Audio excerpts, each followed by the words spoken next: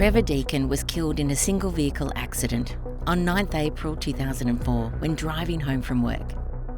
He had just finished his second 12-hour night shift at the mines and was in a hurry to get home for the Easter break. The 46-year-old left behind a wife and 3 children. This is their story. Fatigue. Trevor was doing 14-hour shifts and they want to come home. So they get in the car. He had a 4-hour drive home. Usually was really good. He'd say, ring up and say, I've just had a sleep, I'm running a bit late. Always stopped off at Nebo for a cup of coffee and a drink, something to eat to keep him awake, and he didn't make it. He didn't get that far. I think he just wanted to get home. He loved it when he could come home to pick up the kids. We were actually going away for the weekend, so it was just a holiday.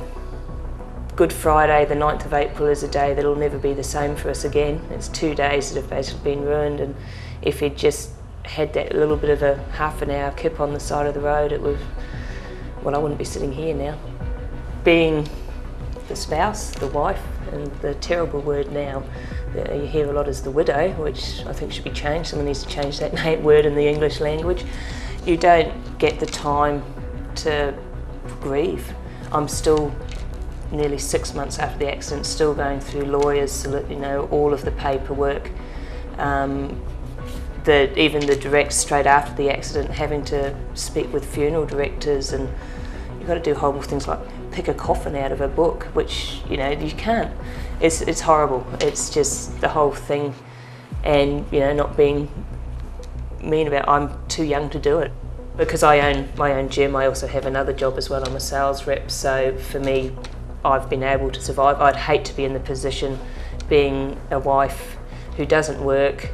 Doesn't have any, sitting at home without any help from the government or anything, and all of a sudden, snap, there's nothing because, as I said, 6 months on, it's still going through the paperwork, nothing's finalised.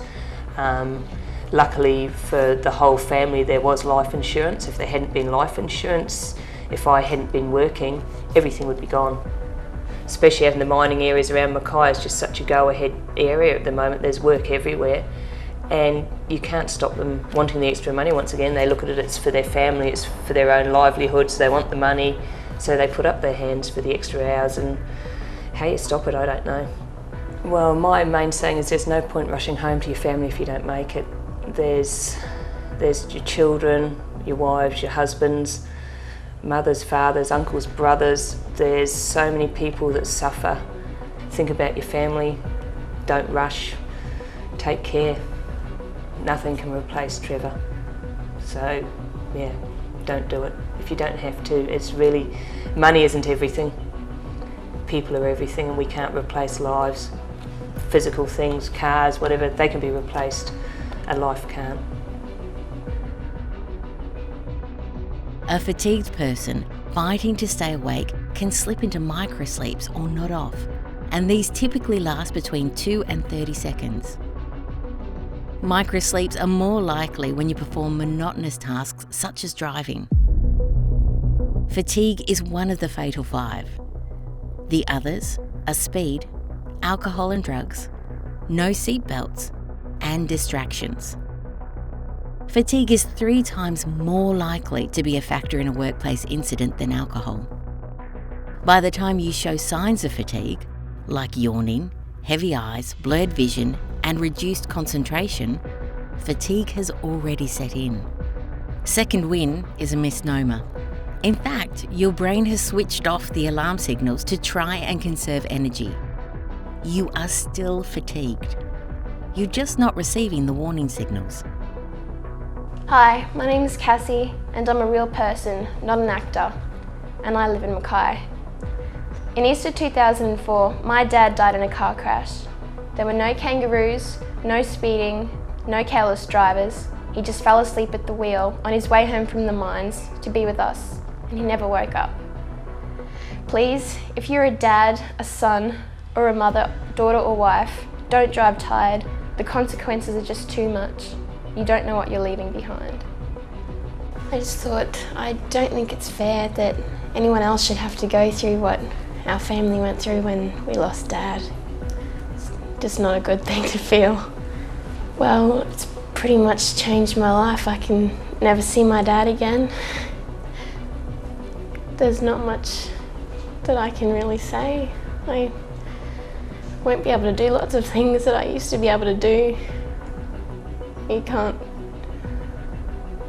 be with me if I ever get married or anything like that anymore. He was overtired and he was just desperate to get home.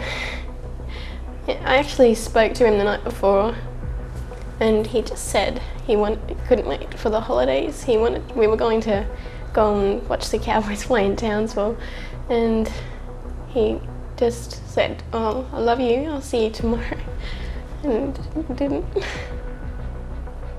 So many people die on the road on the holidays, and it's just not something that's necessary. It doesn't need to happen.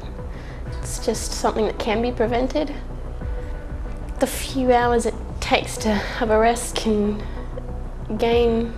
help you gain time with your family in the long run. Really, if you don't make it home, they'll never see you again, and those few hours can make all the difference.